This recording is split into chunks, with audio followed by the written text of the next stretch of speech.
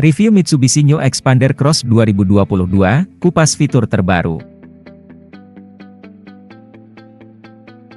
Review Mitsubishi New Xpander Cross 2022 kali ini akan mengulas sejumlah hal yang kami rasakan usai mencobanya di Tangerang termasuk terkait fitur terbaru milik mobil tersebut.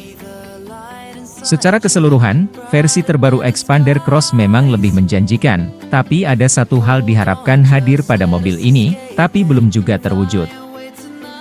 Sedikit mundur ke beberapa waktu lalu, PT Mitsubishi Motors Krama Yuda Sales Indonesia, MMKSI, resmi meluncurkan pesaing Toyota Rush, Daihatsu Terios, dan Honda BR-V ini dalam pameran Gias 2022 bulan Agustus. Terdapat perampingan varian dari sebelumnya tersedia 3 pilihan menjadi hanya 2 yang dibedakan jenis transmisinya, MT dan CVT Premium 4KG. Varian CVT Non-Premium 4KG yang sebelumnya tersedia kini dibuang. Bagaimana dengan harganya? Ada kenaikan sekitar 9 jutaan rupiah untuk versi baru ini. New Xpander Cross MT ditawarkan 309,95 juta rupiah dan New Xpander Cross CVT Premium 4KG dilepas 335,75 juta rupiah. Terkait hal itu, penting bagi calon konsumen mengetahui perbedaan antara kedua varian meski nyaris tak tampak dari luar. Kedua varian sama-sama pakai pelek 17 inci dan lampu-lampunya semua juga sudah LED. Perbedaan baru bisa dilihat jika masuk ke dalam kabin. Paling jelas adalah penggunaan bungkus jok kulit sintetis pada varian CVT Premium 4KG. Kemudian bangku baris tengah varian ini juga punya armrest. Selanjutnya, varian CVT Premium 4KG menggunakan rem tangan elektris dan ada fitur cruise control-nya. Sementara itu konsumen yang membeli varian MT harus puas dengan bahan jok fabrik, rem tangan model tuas, dan tidak memiliki fitur-fitur yang disebutkan sebelumnya. Untungnya penambahan fitur-fitur baru New Xpander Cross bersifat merata pada semua varian. Contohnya adalah teknologi keselamatan Active Yaw Control, AEC, Multi-Around Monitor dan Wireless Charger.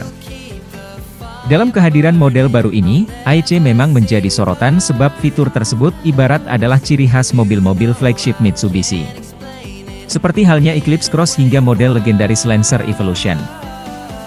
Pertanyaan selanjutnya adalah bagaimana dampaknya terhadap pengalaman berkendara dengan New Xpander Cross?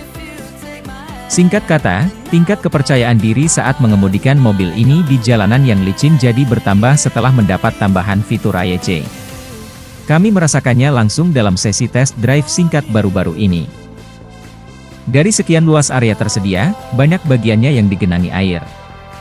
Ngerinya lagi genangan tersebut berada di tikungan bahkan area untuk melakukan donat, berkendara memutari satu titik tertentu. Tim redaksi berusaha menemukan batas fitur AEC pada mobil ini. Dengan cara memasuki tikungan dan melakukan donat dalam kecepatan di atas rata-rata orang berkendara normal di jalan raya umum. Hasil yang dirasakan, mobil tetap mampu menikung dengan stabil tanpa ada gejala understeer, melebar.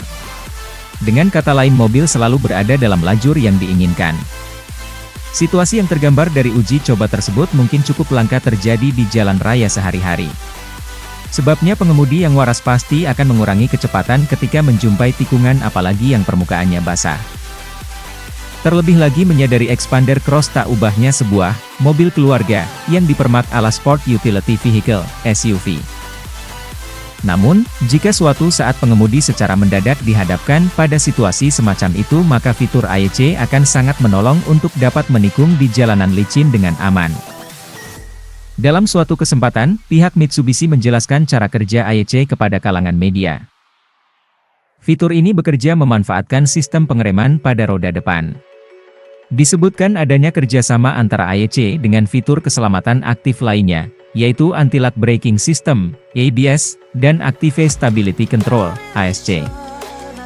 Terkait impresi berkendara secara umum, Xpander Cross tetap menjadi low SUV yang nyaman dikendarai. Sangat mudah mendapatkan posisi berkendara ideal dengan adanya pengaturan setir tilt dan telescopic.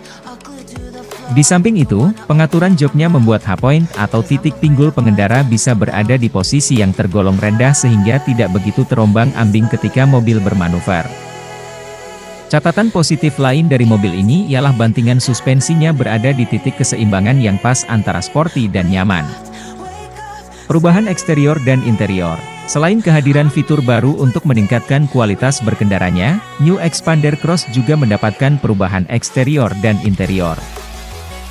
Wajah baru mobil ini mungkin tak mengejutkan lagi lantaran mengadopsi elemen-elemen yang sebelumnya sudah lebih dulu hadir di New Xpander. Utamanya adalah T-shaped headlamp dan lampu belakang dengan konsep yang serupa. Sedangkan jika dibandingkan versi sebelumnya, terlihat adanya perbedaan pada bentuk bumper depan dan belakang.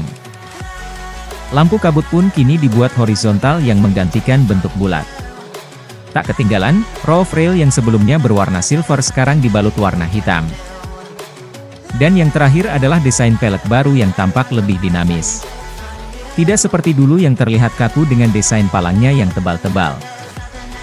Perubahan yang mungkin tidak langsung terlihat adalah penyempurnaan pada molding rumah roda. Berbekal masukan dari para konsumennya, Mitsubishi membuatnya jadi lebih ramping. Bagi mereka yang memerhatikan model sebelumnya, bagian ini memang tampak agak janggal sebab moldingnya terlalu menjorok ke arah luar. Namun, hal itu sudah diperbaiki pada Xpander Cross edisi terbaru ini. Beranjak ke interior, dapat ditemui cukup banyak bagian yang mengalami perubahan.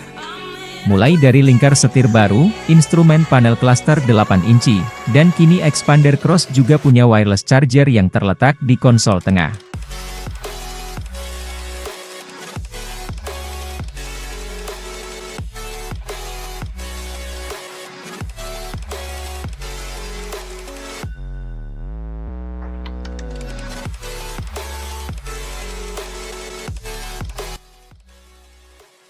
Terima kasih sudah nonton, jangan lupa like, subscribe, dan share ya!